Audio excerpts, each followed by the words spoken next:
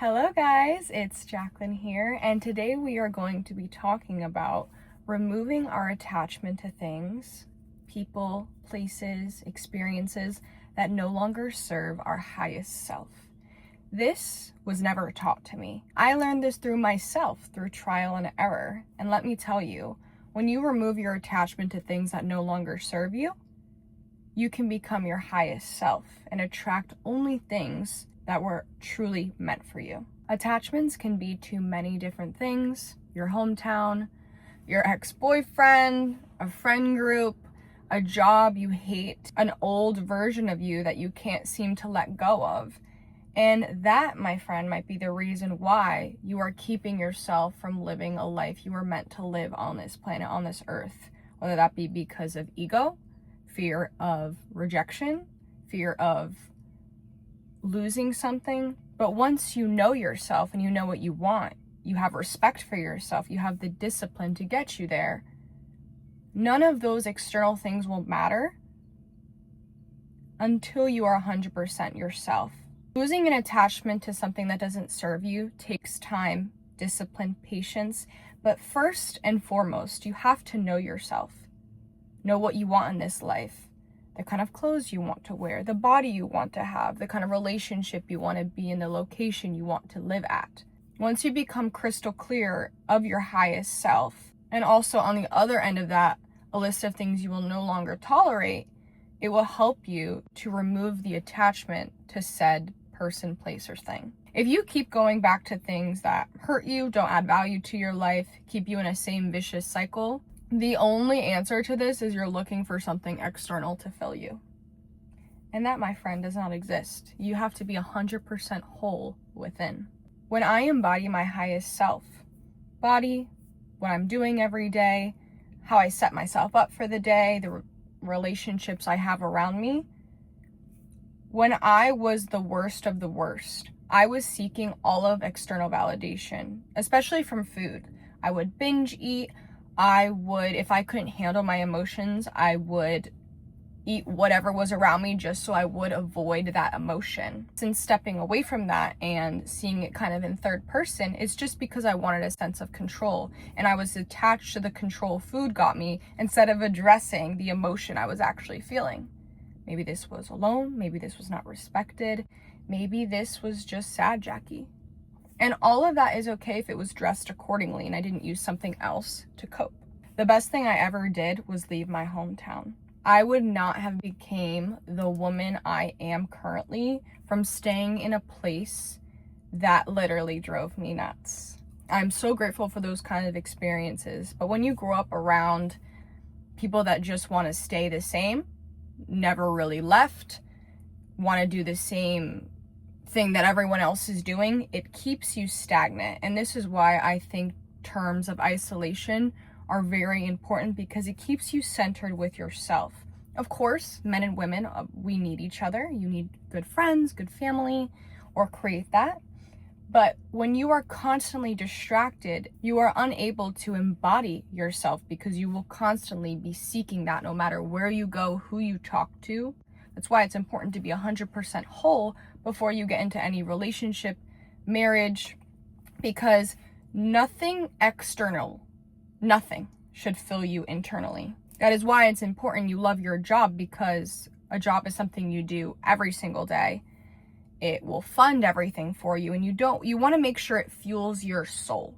That is why I do YouTube. That is why I do social media, because helping others become their highest self, helping women and men, us all be more fueled by love, that is worth more to me than money can buy. And the only way I was able to recognize that is because I detached myself from everything around me, even including like emotions, outcomes, and I allowed myself to understand what I needed, what I wanted, the kind of life I wanted to live. And not many people will teach you that. But that's why I'm here. If you've ever heard of the law of detachment, I feel like it's explained very wrong. So I'm going to give you my personal definition that helped me understand it. Detach yourself from the outcome of when it will happen, how it's going to happen, and revel in, I'm going to do this now until I get to whatever outcome I want. The law of detachment is not not caring about anything, being a mean person at all. And I feel like on TikTok, that's how it's explained. The best way to put it is be so obsessed with what you actually want, you forget about when it's going to happen, but you every day set yourself up a schedule for success. What the food you buy, if you want a certain kind of body, the people you hang around, if you want to be more like successful people who you listen to, even the music you listen to, your environment. If you want to be cleaner, are you every day maybe throwing something away? Maybe in different parts of your house you're cleaning. You're detached from a life you don't want and can only obsess over the life you do. Also, when you detach, you'll realize talk is cheap. Talk is very cheap. People, human beings, there are a lot of liars, unfortunately. And people can tell you a whole bunch of stuff, but if there's no action to back that, that is not what they truly want. People can say they want a nicer body. They want to go to the gym every day. Where's the action to get you there? What kind of food are you eating? Oh, I want better friends, but I keep going back to my old friendships, my old ex, my old this, old that. Clearly, you have no respect for yourself because you're talking all of this, but you're going back to the past. If you want to be a person that gets respect before you even walk into a room, it's not going to be the person that needs validation from everyone. In fact, it's the exact opposite. A person that walks into their room that knows their worth, dresses what makes them feel beautiful or handsome, knows what they want to talk about, and is okay saying no. That's the person that has the most attention in a room. Detaching also from specific routines. If you wake up and immediately scroll on your phone and consume social media, that is awful for your mental health. Take 30 minutes and journal instead. If you have a whole bunch of stuff in your pantry that is filled with chemicals, ultra processed, sugary stuff, yet you say you want a better body, get rid of the junk food then. Of course, everything in moderations, but there's so much out there now. The world is our oyster. We have AI. We have all of these tools to help you feel your best. So stop making it easy for you to access things that aren't fueling your body. If you realize you're constantly distracted on your phone about a life you want, the job you want, create that for yourself. Maybe get rid of some apps, set time limits. On my home screen now, there are 3 apps, and those are the 3 apps I use to post because I don't need to use my phone for anything else unless I'm texting my family.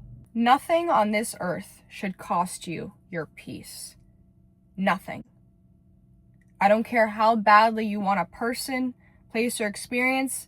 If it costs you to lose yourself because you are so attached to someone filling you, fueling you, making you feel a certain way because you can't do that yourself, you are not a whole human being. And this is coming from a person who did grow up in a traumatic childhood, who has an alcoholic mother, and who took the time to separate from all of that chaos.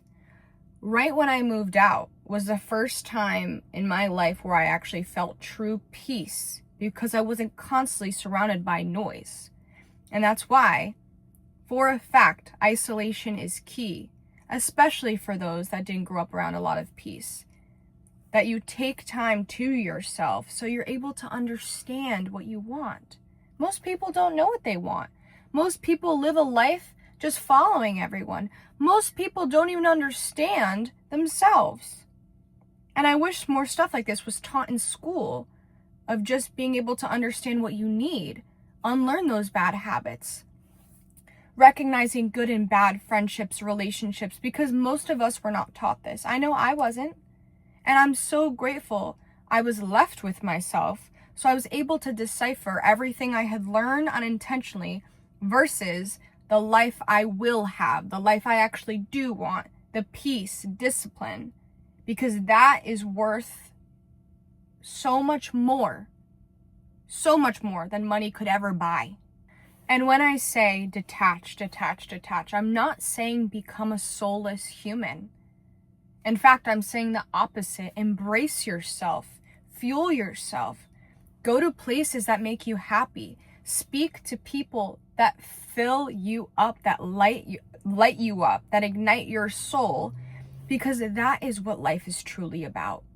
You can have all of these things, all of these experiences, all of this money, But if you aren't happy with yourself, none of it will matter. I've seen this a lot in Miami. People have a lot of things. They have more than enough things. Yet deep down, they are so unhappy. That's why attachment to objects, people, will never do you good until you recognize what you want in this life. Until you can say to yourself, this is the exact life I wanted, and I got it. Nothing is more powerful than that. A person that never settled because they got everything they wanted. If you're living your dream life, if you're happy, if you're a good person, and you have that you have you, that's all that matters. So remember, at the end of the day, when you are left with yourself, when you have to sit with yourself, I hope that this video encouraged you to start creating and embodying the life you want in every and all areas of your life. And that might mean cutting some people off. That might mean really overlooking your entire life and learning and growing. You don't need to be a stagnant person. You don't need to be a hateful person. Understand yourself so you can create the path to your highest self and embody them so you live a life of pleasure, of fun, of adventure. And I trust this video brought you closer to your highest self. You got this. I love you. Bye, guys.